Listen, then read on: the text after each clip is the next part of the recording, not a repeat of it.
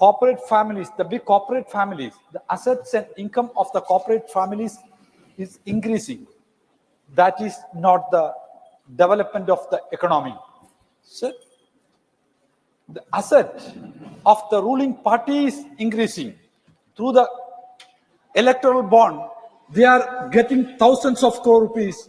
The increasing asset, increasing income of the ruling party is not the development of the economy. Here, Sarkari log, Sarkar, they are telling, the ruling party is selling, they are rich. Sarkari log अमीर है लेकिन जनता गरीब लोग है. सरकारी लोग अमीर है लेकिन जनता गरीब है. Madam, here look the education sector. Thousands of 13,000 students have been dropped out from the higher education institutions. They are not providing the fellowship. Rajiv Gandhi fellowship, Maulana Azad fellowship. Where is the fellowship? Day by day, they are cutting the fellowship. Madam, the recruitment. If you are looking the recruitment, LIC, the recruitment is not there. Thousands of posts lying vacant. Development officer post lying vacant. Madam, BSNL, when is the last recruitment was happened in BSNL? When is the recruitment was happened? Madam, recruitment is not there. Railway, recruitment is not there. Everywhere, the ban of recruitment we are seeing. Madam, here, MGNREG, look the matter. Why are you not dispersing the pending amount of MGNREG? Thousands of crore are lying pending. Why they are not dispersing? Madam, as a wage component, as a material component, the pending amounts are there. They are telling they are rich, but they are not dispersing the amount to the poorest of the poor people. Madam, the ASHA workers, what is the condition of ASHA workers? Anganwadi workers, the Anganwadi workers is not getting minimum wage. ASHA workers is not getting minimum wage. They are telling they are rich. Then why they are not ready to provide the minimum wage to the Anganwadi workers and ASHA workers? This is the question from the people. Madam, respected madam, the workers are struggling in HECL, workers are struggling NTC, workers are struggling in BEML.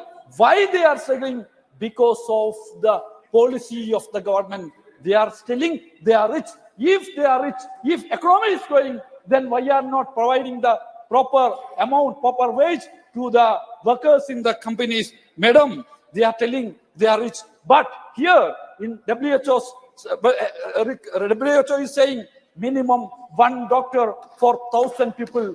But what is the condition of here in India?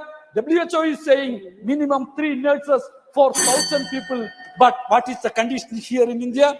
Madam, look the matter here. Nurses in India, the number of the nurses is very less. But same time, thousands of nurses are going abroad. Why they are going? Here, nurses are not getting better salary here. That is why they are going outside. The Vishwaguru, the term is okay, but they are not providing the salary. They are not ready to invest the money to the in different sectors. Respected madam, you please look the condition of the people in here in India. Here, they are in, madam, Please conclude. 1 minute, madam. Please conclude. Here, they are increasing the price of LPG. LPG price, they have increased. Madam, if they have reached, why they are increasing the price of the LPG? Sarkari log, Shri Aditya Prasad, your time is up. Honorable member, your time is up. Shri Aditya Prasad. Not present. Dr. L. Hanumathaya. Ma'am. Okay. Shri Syed Nasir Hussain. Not present. Dr. Lakshmikant Bajpai. Yeah, it's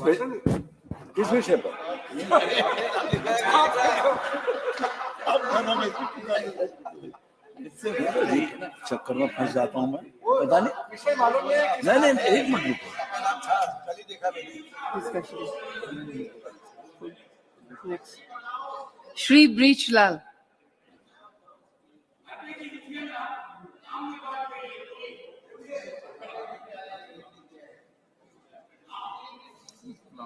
Shri Ghulam Ali. He will speak later. Shri Nihari Amin. Nihari Amin.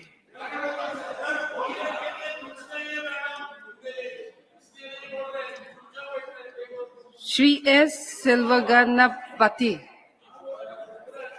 Please be seated. Honorable Deputy Chairman, Madam, thank you very much for giving me an opportunity to participate in this very important discussion on economic situation in the country. First, I would like to thank the Honorable Prime Minister and the Honorable Finance Minister for achieving a historic milestone in gross domestic product, GDP, which has surpassed the 4 trillion mark for the first time. Sir, Madam, I would like to praise the Honorable Prime Minister Modi ji, who brought an unprecedented zeal to his economic reformist agenda. The GST was the reform of reforms, and he did pull it off with a great success. The taxpayer base has nearly doubled since its launch, and the collections to have risen. The GST collections in April rose 12% from the earlier to an all-time monthly high. It is of 1.87 lakh crore. Majority of large states have reported 20% plus GST growth over the same period last year, indicating a broad level growth across sectors and states. 90 million e-way bills were generated in March 2023, 11% higher than 81 million in the preceding month. He is probably the first Indian Prime Minister to leverage technology so much for his welfare programs. His government's unified payment interface, UPI, has revolutionized India's economy by facilitating digital payments even in villages.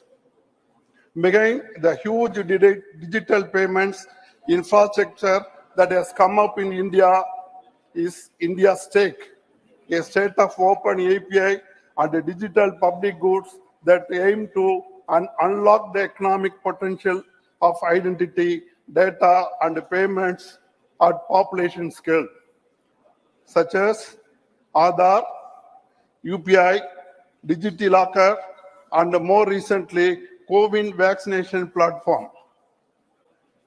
The core idea behind state stake is to lower the cost of transactions so that 1.3 billion people get access to socially and economically important services, and those services can be delivered by the private as well as public sector.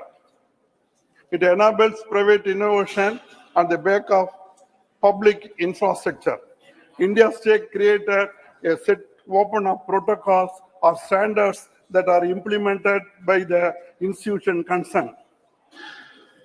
The UPI has helped private sector companies to rely on business models based on digital payments.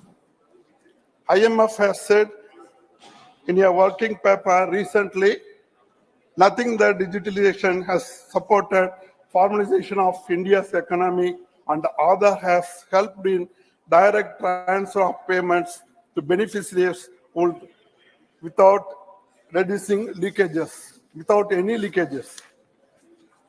National logistic policy, the logistic cost in India is 13% of GDP, as compared with 8% in developed economies, making it difficult for Indian exports to compete globally. With a massive drive to build roads, trains, railways, ports and bridges, a logistics policy is now set to revolutionize India's trade by making goods move faster across India, reducing the cost of logistics to be comparable to global benchmark by 2030. Our country recorded a robust GDP growth of 7.8% in the April-June period of 23-24, outpacing China's 6.3%. It took nearly 6 years to reach 2 trillion in 2014, working towards 5 trillion economy by 2025 and potential growth to 6.7 trillion by 2031. All these are possible only under the visionary, able leadership of our beloved PM by ongoing government initiatives across all sectors with a focus on income-centric policies. Emphasis on agriculture is a priority and a roadmap is built to achieve 7 trillion economy by 2030. Sir, Madam, the International Monetary Fund, IMF, has projected India to become 5 trillion economy with the third largest GDP in 2027 and 28. At the end of 22-23, the Indian GDP stood at 3.7 trillion. In 1980-81, size of the Indian economy was USD 189 billion, which increased to 326 billion after a decade. In 2000 and 2001, the size of the GDP rose to 476 billion. With the rapid penetration of the internet and smartphones, digitization is creating endless possibilities for delivering meaningful solutions that transform lives, livelihoods, business practices, and governance. This digitization has given a strong boost to entrepreneurship in the country. India's innovation in technology is not only proliferating within the boundaries, but also around the world. India has a thriving IT industry that is a major contributor to the country's GDP, employment, and exports. In 2022, the Indian IT industry generated 227 billion in its revenue.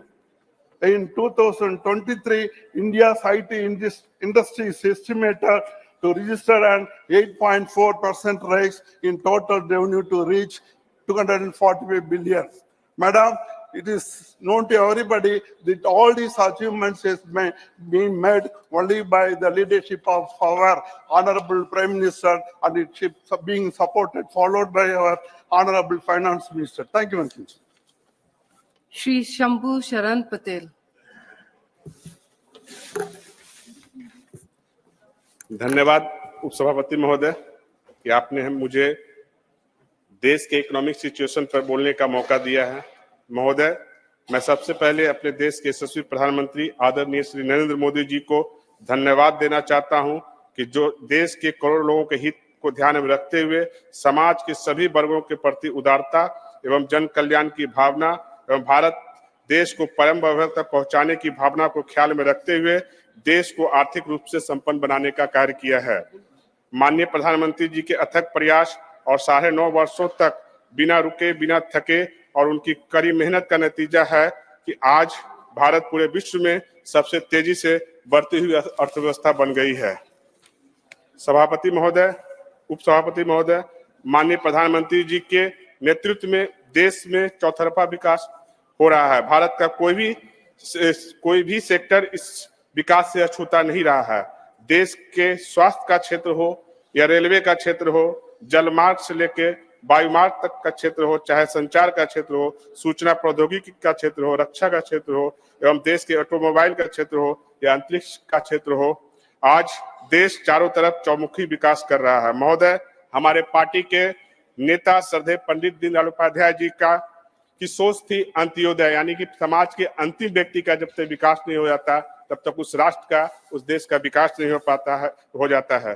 उन्हीं के राह पे चलते हुए हमारे प्रधानमंत्री जी अंत्योदय को जो है साक्षर पालन करते हुए देश को परम वैभव तक पहुंचाने के कार्य में लगे हुए हैं।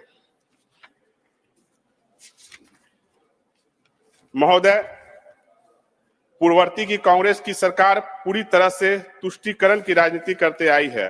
उन्होंने मुसलमानों को सिर्फ वोट बैंक के रूप में इस्तेमाल किया और हम देश के करीब 52% पिछड़ों समाज के लोगों के साथ समाज को विकास से महरूम रखा। और मैं अति पिछड़ा समाज से आता हूं और देश में जब कांग्रेस ने 60 वर्षों तक राज्य की शासन करने के बावजूद भी पिछड़ा वर्ग आयोग को संवैधानिक दर्जा नहीं दिया। अन्य पिछड़े वर्गों के लिए सामाजिक और आर्थिक उन्नयन के लिए 1953 में अनुच्छेद 340(1) के अंतर्गत तत्कालीन राष्ट्रपति डॉक्टर राजेंद्र प्रसाद जी ने काका कालेलकर की अध्यक्षता में एक पिछड़ा वर्ग आयोग का गठन किया। आयोग अपनी रिपोर्ट 1955 में भारत सरकार अपनी संस्तुतियों में सहित दे दी, लेकिन 60 वर्षों तक ये कांग्रेस की सरकार रही। उन्होंने पिछड़ा वर्ग को संवैधानिक दर्जा नहीं दिया, जिससे पिछड़ा वर्ग का आर्थिक सर्वेक्षण हो, उसका सामाजिक विकास हो, सही ढंग से नहीं हो पाया। जब हमारे प्रधानमंत्री जी देश के प्रधानमंत्री बने, उन्होंने देश में पहली बार पिछड़े समाज को हित में ध्यान रखते हुए देश पिछड़ा वर्ग आयोग को जो है वो संवैधानिक दर्जा देने का कार्य किया। और कार्य करने के बाद उन्होंने रिटायर्ड जस्टिस रोहिणी जी के नेतृत्व में एक आयोग का भी गठन किया, जो कि पिछड़ों का वर्गीकरण करने का कार्य करेगी। महोदय, मैं बिहार जैसे पिछड़ा शब्द तो माननीय प्रधानमंत्री जी हटा दिया, आकांक्षी राज्य से आता हूं।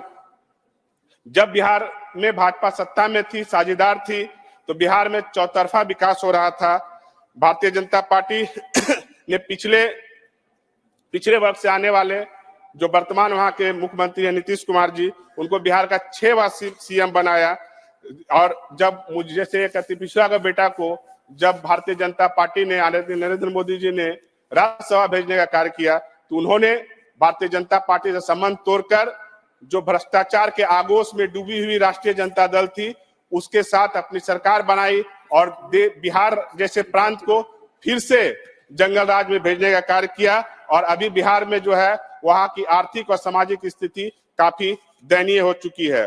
महोदय, भारत आज विश्व में सबसे तेज गति से विकास करने वाली अर्थव्यवस्था बन गई है। पूरा विश्व भारत को एक उभरती हुई आर्थिक शक्ति के रूप में देख रही है। महोदय, स्वास्थ्य के क्षेत्र में जिस तरह से कांग्रेस सरकार के कार्यकाल में 60 वर्षों में लगभग शून्य कार्य हुआ, 2014 के बाद जब से नरेंद्र मोदी जी की सरकार आई, पूरा विश्व भारत के हेल्थ मैनेजमेंट सिस्टम का लोहा मान रहा है। 100 वर्षों के बाद आई वैश्विक महामारी कोरोना में जहां पूरा विश्व की स्वास्थ्य व्यवस्था को पोल खोल कर रख दी, वहीं श्री नरेंद्र मोदी जी के कुशल नेतृत्व की वजह से देश के करोड़ों लोगों की जान बच पाई। जहां विश्व के सभी विकसित देश जैसे अमेरिका, चीन, European country, Italy, Britain, France इत्यादि की स्वास्थ्य व्यवस्था पूरी तरह चरमरा गई, वहीं भारत ने सिर्फ देश में कोरोना वैक्सीन बनाया, बल्कि 220 करोड़ डोज भारतीयों को लगाया गया। और यह डोज जो है मुफ्त जो है भारतीयों को लगाया गया। और वैक्सीन लगने के बाद विदिन मिनट जो है आपको वैक्सीनेट आप हो गए, उसका सर्टिफिकेट भी हमारे स्वास्थ्य विभाग ने लोगों को प्रदान किया। और बहुत सारे कंट्री में हमारे देश के प्रधानमंत्री नरेंद्र मोदी जी के नेतृत्व में बहुत सारे देशों को हमने मुफ्त में वैक्सीन और दवाइयां भी कोरोना काल में जो है वो सप्लाई किया। महोदय, विपक्ष के साथियों को सिर्फ हमारे नरेंद्र मोदी जी के नेतृत्व वाली सरकार में त्रुटियां नजर आती हैं, लेकिन कोविड काल से लेकर अभी तक भारत के 80 करोड़ लोगों को जो मुफ्त अनाज देने का कार्य कर रही है, जिससे देश का कोई भी गरीब, कोई भी मजबूर, कोई भी बेसहारा भूखा सो ना पाए। इस मुफ्त अनाज देने की योजना आगे भी हमारी सरकार ने बढ़ाया है। इस 80 करोड़ लोगों को मुफ्त देने की योजना में हमारी सरकार ने ना कभी कोई जाति देखा, ना कोई धर्म देखा, ना कोई पंथ देखा, कोई बैरियर नहीं रखा। और यही वजह है कि 2014 के बाद देश जो है हर क्षेत्र में विकास कर रहा है। 2014 में जहां हम देश की विश्व की 10वीं अर्थव्यवस्था, बड़ी अर्थव्यवस्था थे, अभी हम विश्व की 5वीं बड़ी अर्थव्यवस्था है। और जब नरेंद्र मोदी जी तीसरी बार 2024 में प्रधानमंत्री की शपथ लेंगे तो भारत जो है वो तीसरी विश्व की सबसे बड़ी अर्थव्यवस्था बन जाएगी। और जब देश हमारा 100वां स्वतंत्रता दिवस मना रहा होगा तो भारत जो है विश्व का नंबर 1 आर्थिक क्षेत्र में बन जाएगा। महोदय, हमारे जो साथी हैं, कांग्रेस साथी है, हमारे विपक्षी दलों जो है उनको सिर्फ हमारी सरकार में त्रुटियां नजर आती हैं। हमारे सरकार का जो योजना है, जो हमारी सरकार का थीम है, सबका साथ, सबका विकास, सबका विश्वास और सबका प्रयास, ये नजर नहीं आता है। आप देखिए 2014 के पहले जहां देश में 74 एयरपोर्ट था, अभी लगभग 148 एयरपोर्ट बन के तैयार हो गया है। जहां देश में 2014 के पहले 7 एम्स था, 7 एम्स में वो भी 6 हमारे श्रद्धेय अटल बिहारी वाजपेयी जी का देन था। और अभी देश में जो लगभग 23 एम्स हो गया है। बिहार में बिहार सरकार की नाकामियों की वजह से हमारा जो दरभंगा का एम्स है अभी बन नहीं पाया, नहीं तो वो 23वां पूर्ण हो चुका होता। उसके बाद अभी देखिए सबसे आधुनिक सुविधा से युक्त हमारा जो वंदे भारत ट्रेन है वो अभी अपने आप में एक बेमिसाल है। हमारे बिहार को भी कुछ मिला है और मैं आगे और भी मांग करूंगा माननीय रेल मंत्री जी से कि और वंदे भारत ट्रेन जो है वो बढ़ाया जाए। हमारी जो 9.5 वर्षों का जो अचीवमेंट है हमारे सरकार का, अगर उसको ठीक से अगर बोला जाए तो अपने आप में एक डिक्शनरी बन जाएगा। लेकिन एक छोटा सा जो उसकी वानगी है वो बताने का काम करता हूं। छोटा सा जो समरी है, आप किसानों को ले लीजिए तो हमारे प्रधानमंत्री फसल बीमा योजना लगभग 12.5 करोड़ लोगों को दिया गया। प्रधानमंत्री किसान सम्मान योजना, प्रधानमंत्री कृषि सिंचाई योजना, अंतर्राष्ट्रीय अनाज मेला, गरीबों के लिए जल जीवन मिशन योजना, प्रधानमंत्री जन औषधि केंद्र, ये अपने आप में एक मिसाल है। प्रधानमंत्री जन औषधि केंद्र के माध्यम से लगभग 10,000 जो है जन औषधि केंद्र खोले गए। आयुष्मान भारत योजना, ये पूरे वर्ल्ड में अपने आप में एक मिसाल है कि आप पूरे जो है 5 लाख तक का जो है आप फ्री में इलाज, समाज का कोई भी गरीब वर्ग, उसमें ना कोई जात, ना पंथ, ना धर्म का कोई बैरियर रखा गया है, हमारी सरकार ने देने का कार्य किया है। प्रधानमंत्री आवास योजना, क्या मैडम मेरा समय समाप्त हो गया क्या? अच्छा, 1 मिनट कंक्लूड कर दूं। प्रधानमंत्री आवास योजना, प्रधानमंत्री आवास योजना, प्रधानमंत्री ग्राम सड़क योजना, उज्ज्वला योजना, प्रधानमंत्री मातृ वंदना योजना, स्वच्छ भारत मिशन के तहत हमारी जो अति पिछड़ा और दलित समाज की महिलाएं थी, जिन्हें शाम होने का इंतजार और सुबह में सूरज उगने के पहले का इंतजार होता था कि मुझे शौच के लिए जाना है, उसका ख्याल रखते हुए, उनकी इज्जत और मर्यादा का ख्याल रखते हुए जो करोड़ों शौचालय बांटे गए, बनाए गए हमारे प्रधानमंत्री के द्वारा, यह दर्शाता है कि 2024 में जब जो बचा हुआ कार्य है, हमारे प्रधानमंत्री जब फिर से पुनः 2024 में तीसरी बार देश के प्रधानमंत्री बनेंगे तो देश उन्नति करेगा। और वह दिन दूर नहीं जब भारत देश की विश्व की सबसे बड़ी आर्थिक व्यवस्था बनेगा। आपने मुझे बोलने का मौका दिया, बहुत बहुत धन्यवाद। श्री आदित्य प्रसाद।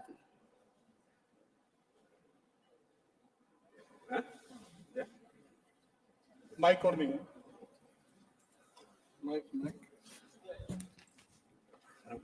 सभापति महोदय, बहुत बहुत धन्यवाद, आपने आर्थिक विषय पर बोलने का अवसर दिया है। सभापति महोदय, 2014 की शुरुआत से देश के यशस्वी प्रधानमंत्री आदरणीय नरेंद्र मोदी जी के नेतृत्व वाली एनडीए सरकार ने सबका साथ, सबका विकास, सबका विश्वास, सबका प्रयास के सिद्धांत पर काम किया है। और वर्ष 2014 में भारत विश्व की 10वीं सबसे बड़ी अर्थव्यवस्था के रूप में अपनी स्थिति से ऊपर उठते हुए आज 5वीं सबसे बड़ी वैश्विक अर्थव्यवस्था के रूप में स्थापित है। और माननीय प्रधानमंत्री जी के नेतृत्व में भारत दुनिया की तीसरी सबसे बड़ी अर्थव्यवस्था बनने के मार्ग पर अग्रसर है। विश्व में लगभग हर जगह एक बड़ी आर्थिक चुनौतियों का सामना कर रहा है, लेकिन इस विपरीत परिस्थिति में भी हमारा देश निरंतर आगे बढ़ रहा है। आज मोबाइल विनिर्माता के क्षेत्र में दूसरे नंबर पर, ऑटोमोबाइल निर्माता के क्षेत्र में तीसरे नंबर पर और स्टॉक एक्सचेंज में चौथे नंबर पर है।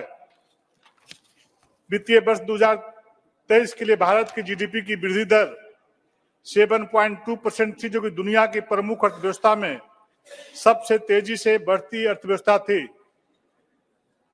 महोदय, इतनी बड़ी महामारी कोविड के समाप्त होने के बाद जिस प्रकार से भारत में सड़कें, रेलवे, हवाई अड्डों का निर्माण तेज गति से हो रहा है, ये कोई साधारण बात नहीं है।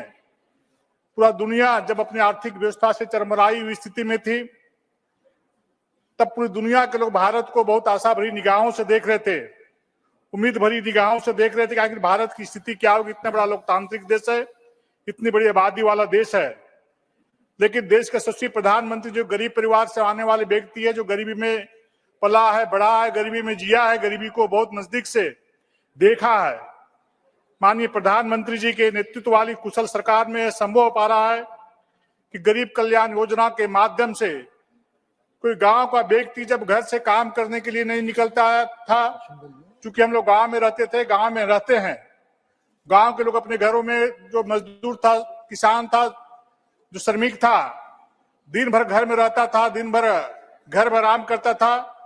ऐसी परिस्थिति में देश के यशस्वी प्रधानमंत्री जी के मन में चिंता आई कि गांव का व्यक्ति कोई भूख से तड़प तो नहीं रहा है, और उस परिस्थिति को, इस स्थिति का एहसास करते हुए देश के यशस्वी प्रधानमंत्री जी ने पूरे देश के 80 करोड़ लोगों को, परिवार के प्रत्येक सदस्य को 5-5 किलो चावल मुफ्त में देने की व्यवस्था की है।